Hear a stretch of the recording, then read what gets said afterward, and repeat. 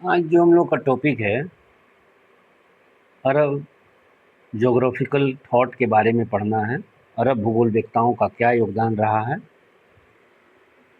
तो अरब ज्योग्राफर्स भूगोल में अपना महत्वपूर्ण योगदान 8वीं सदी से 13 सदी के बीच में यानी 8 एडी से लेकर 13 एडी के बीच में दिए। तो उनका जो विचार था इस्लामिक एम्पायर का यात्राओं के द्वारा, व्यापार के द्वारा, अन्वेषण के द्वारा और भौगोलिक ज्ञान के द्वारा उन्होंने अपने इस्लामिक एम्पायर का एक्सपेंशन बड़ा तीव्र गति से किए। अरबों ने जो अपने ग्रीक्स लोग थे या विश्व के अन्य लोग, अन्य क्षेत्रों के बहुत सारे ज्ञान को उन्होंने ट्रांसलेट किया, अनुवाद किया। और जो ग्रीक लोग, रोमन, पर्शियन, इंडियन, चाइनीज, इन सब के भौगोलिक ज्ञान को एक्सपेंशन दिया, तो विस्तार किया। अरब लोग 641 एडी में पर्सिया, 42 में इसी तरह से 642 में इजिप्ट, नॉर्थ अफ्रीका को 732 एडी में स्पेन और पुर्तगाल, इन सब पर विजय हासिल कर लिए और अपना प्रभाव central Asia, northern China, India, east Africa, Malaysia, south east Asia, इन सब क्षेत्रों में फैला है। During the Europe's dark age, Europe में डार्क एज के दौरान Arab become the custodians of the scientific and geographical knowledge. तो जब यूरोप में डार्क काल चल रहा था तो अरबियन लोगों ने 8 से लेकर 13 सदी के बीच में अपने वैज्ञानिक और भौगोलिक ज्ञान को विस्तार दिया। बागदाद, जो कि इराक की राजधानी है वर्तमान में, become the centre of learning, ज्ञान का केंद्र बन गया और इस तरह से ये इस्लामिक वर्ल्ड का इंटेलेक्चुअल कैपिटल बन गया। खलीफा जो वहाँ के हारून अल रशीद थे, उन्होंने हाउस ऑफ विजडम स्थापित किया जिसको बैत उल हिकमा के नाम से जाना जाता है। बहुत सारे विद्वान ट्रांसलेटेड किए ग्रीक, लैटिन, पर्शियन और संस्कृत वर्क्स को अरबिक में।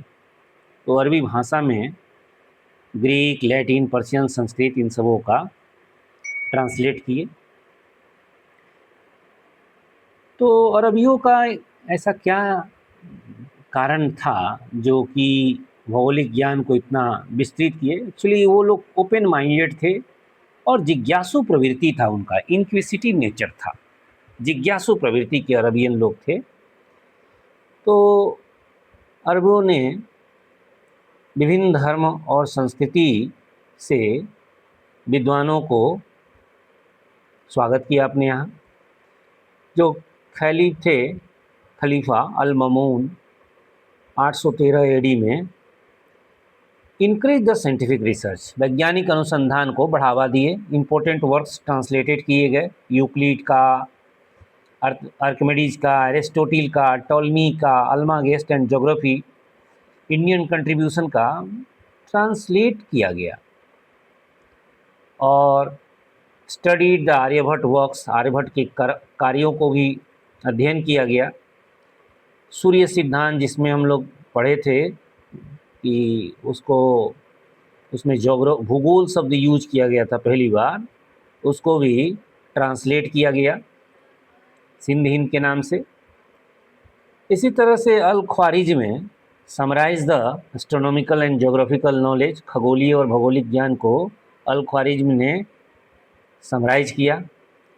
अरब combined ideas from the Greeks, Roman, Persian, Indians, Chinese, Iranians to develop original geographical concept. तो अरबियों ने ग्रीक, रोमन, पर्शियन लोग, भारतीय लोग, चीन और ईरानी लोगों से भौगोलिक कॉन्सेप्ट को विकसित किया लेकर।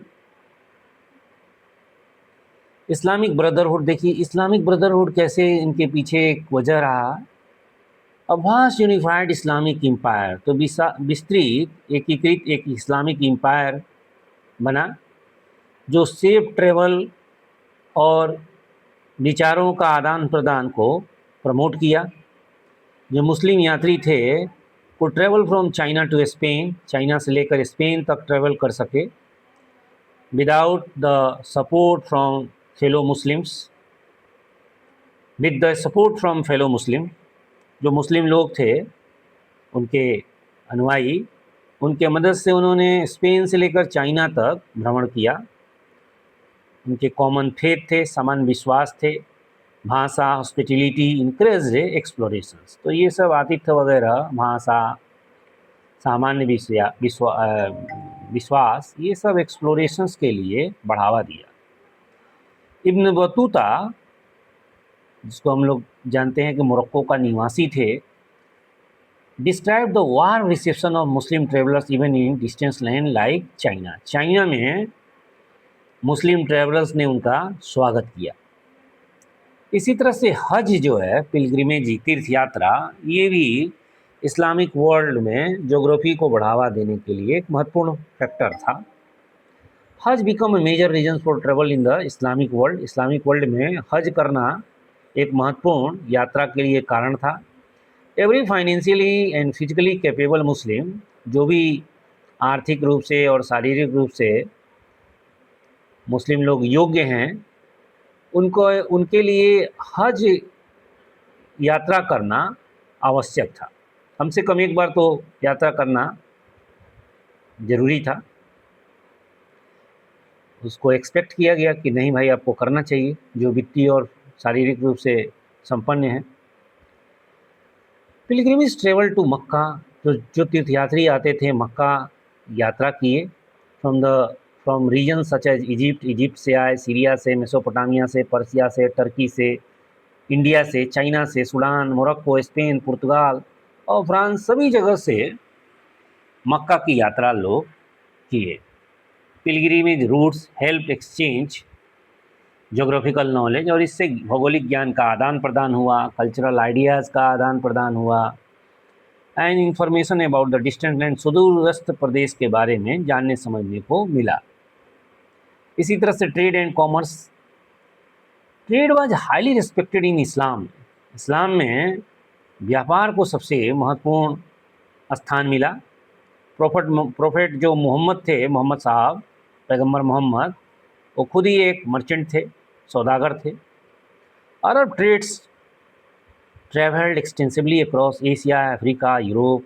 तो अरब लोगों ने, अरब के जो व्यापारी थे, एशिया, अफ्रीका, यूरोप, सभी जगह अपना यात्रा किए, व्यापक यात्रा किए ट्रेडिंग के लिए।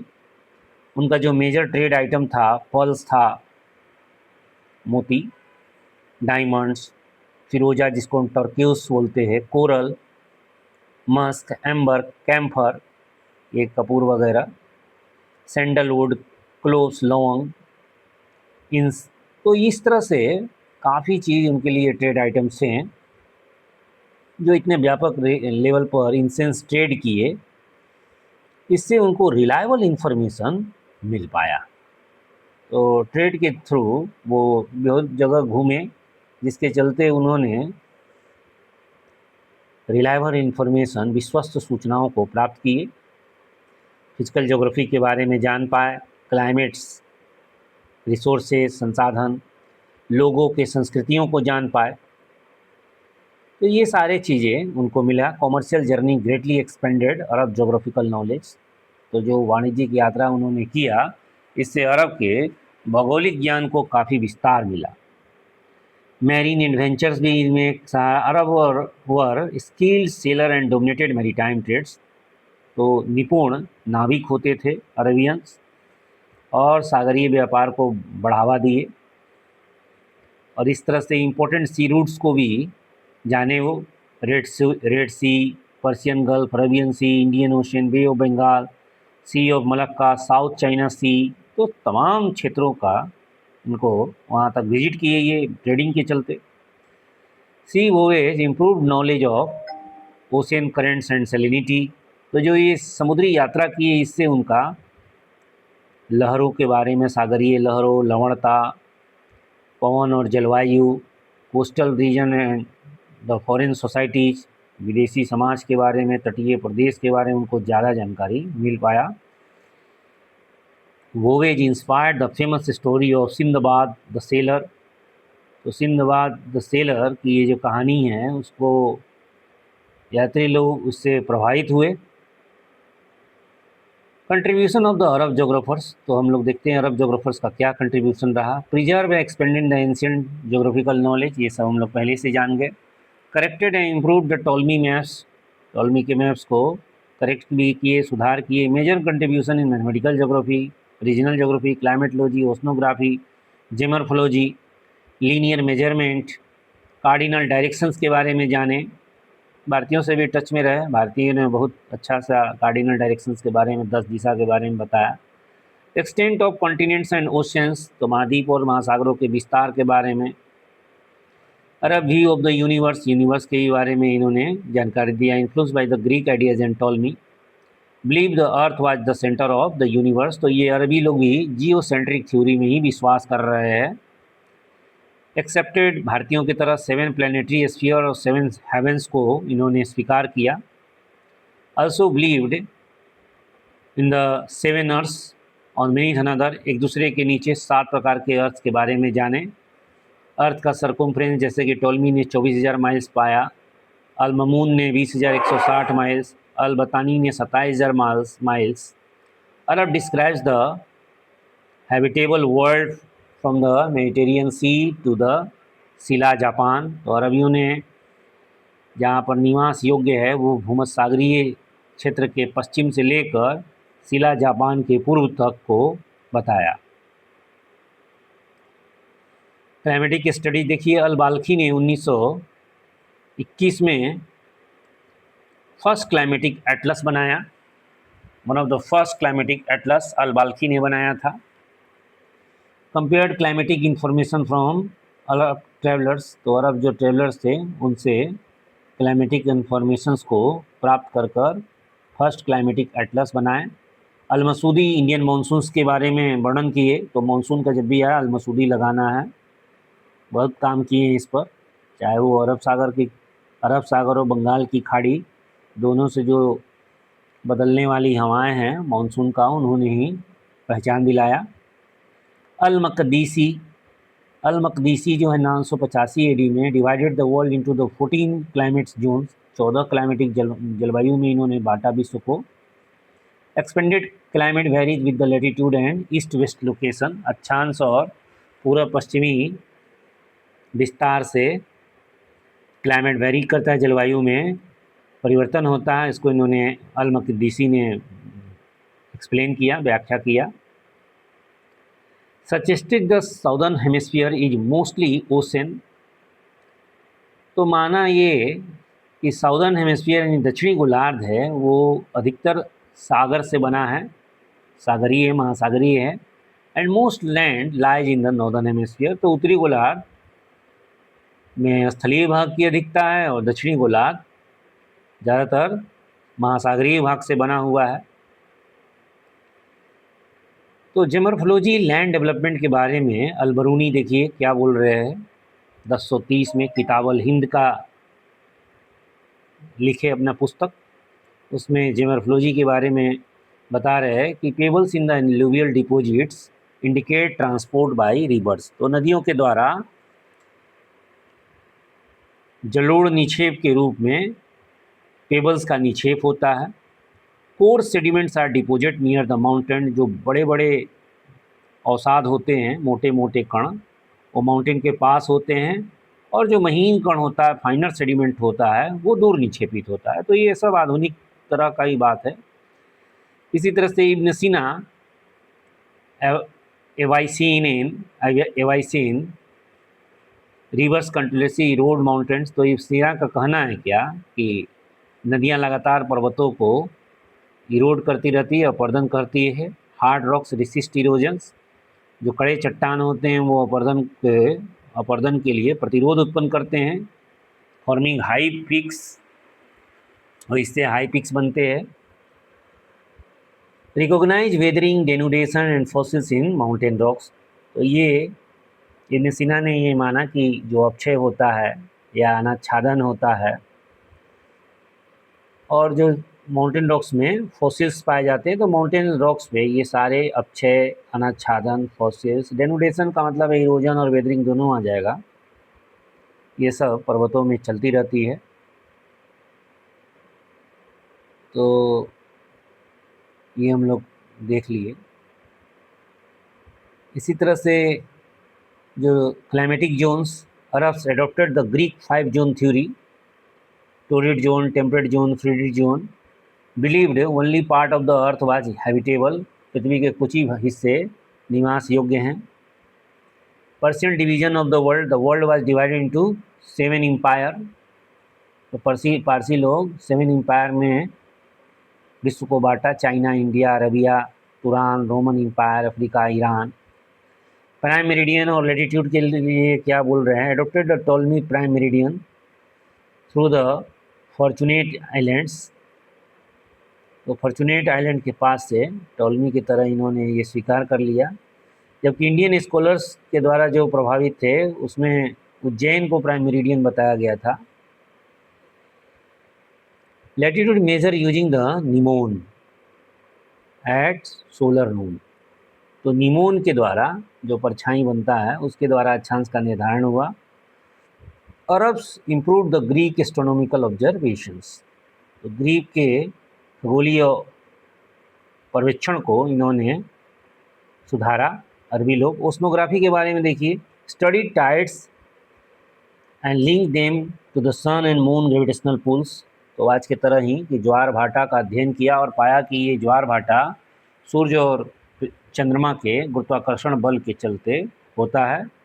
अल मसूदी रिकॉर्डेड स्प्रिंग एंड नीप टाइड्स, तो दीर्घ ज्वार और लघु ज्वार को अल मसूदी ने अंकित किया था। इसी तरह से al Biruni noted that Indian associated tides mainly with the moon, तो भारत के आसपास जितने भी टाइड्स आते हैं वो मून के आकर्षण के चलते आते हैं, ये अल बरूनी ने बताया। मॉनसून ऑन विंड के बारे में Arab first emphasise the periodic nature of monsoons, तो मॉनसून का जो पीरियोडिक नेचर है, दिशा उसका, जैसे कि हवाओं की दिशा बदल जाते हैं, ये अरबियों ने सबसे पहले इस पर प्रकाश डाला। The word monsoon derived from the Arabic मौसम, सीजन जिसको कहते हैं, तो मौसम शब्द से मॉनसून वर्ड आया है जिसका अर्थ सीजन है, तो अरबी भाषा का ये शब्द है मौसम। Describe the local winds of Arabia, Egypt, Algeria and Libya, तो अरेबिया, अरब, मिस्र, अल्जीरिया और लीबिया के लोकल विंड्स को भी वर्णन किए। Al Masudi relate the change in ocean colour to the salinity and marine vegetations, तो समुद्र में जो कलर ओशन का चेंज होता है उसके लिए लवणता और सागरीय वनस्पति को अल मसूदी ने रिलेट किया। ह्यूमन ज्योग्राफी में Ibn Khaldun, al Biruni, al Masudi explain the influence of climate on human life, तो मानव जीवन पर जलवायु का प्रभाव पड़ता है, इब्न खालदून वगैरह ने बताया। वार्म क्लाइमेट्स पैसोसिनिएट नेचर देता है, धैर्य उनमें होता है। कोल्ड क्लाइमेट लेस एक्टिव होते हैं। Temperate climate balance and wise होते हैं, तो जो शीतोष्ण कटिबंधीय हैं वहाँ पर लोग संतुलित होते हैं और बुद्धिमान होते हैं। तो ये क्लाइमेट का मनुष्य के जीवन पर प्रभाव बताया, नेचर पर। Climate also influence the skin colour, climate त्वचा के रंग को निर्धारित करता है, सेटलमेंट पैटर्न को, अधिवास प्रतिरूप को, हाउस लोकेशन को भी प्रभावित करता है। तो ये वाटर सोर्सेस हम लोग जानते हैं, जहाँ वाटर होंगे वहाँ हाउस लोकेशन होता है। इब्न हौकाल 912 से 978 में देखिए क्या कर रहे हैं इब्न हौकाल, अरब जोग्राफर हैं, ट्रैवलर फ्रॉम द बागदाद, तो बागदाद के ये ट्रैवलर हैं। Famous for extensive travel, region descriptions and itineraries, contributed significantly to the regional geographer and travel literatures, तो इब्न हौकाल ने रीजनल जोग्राफी को बढ़ावा दिया, तो ट्रैवलिंग के लिए जाने जाते हैं। Started he journey in 1943, travel extensively across the Islamic world on foot, तो इस्लामिक वर्ल्ड को बताइए इन्होंने कितने देश को विजिट किए। पैदल वो भी, north Africa, Egypt, Syria, Armenia, Azerbaijan, Iraq, खुजिस्तान, फारस, ईरान मतलब ख्वारिज़्म, ट्रांस ट्रांसोक्सिना, सिसिली, ये सब देश को घूमे ये औकाल साहब। मेजर वर्क इनका है बुक्स ऑफ रूट्स एंड रील, ये इब्न हौकाल का बुक्स है, ये बुक्स ऑफ रूट्स एंड रील, अरबी नाम इसका है किताब अल मसालिक व अल ममालिक। तो ये इब्न हौकाल साहब का किताब है ये बुक्स ऑफ रूट्स, चूँकि ये ट्रेवलर्स हैं, और रील मीन्स परिमंडल, क्षेत्र।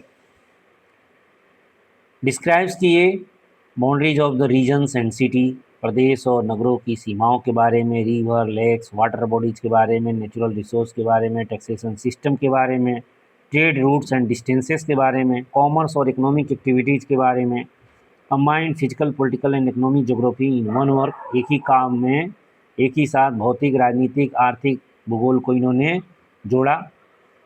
ज्योग्राफिकल ऑब्जर्वेशन किए, डिस्क्राइब सेवरल यूरोपियन कंट्रीज, कई यूरोपियन कंट्रीज़ का वर्णन किए। Correctly stated the Caspian Sea is an inland sea, तो मैंने बताया कि कैस्पियन सागर एक आंतरिक समुद्र है, not connected to the northern ocean, तो बहुत सही बात किया, नॉर्दर्न ओशन का पार्ट नहीं है बल्कि ये एक इनलैंड सी है।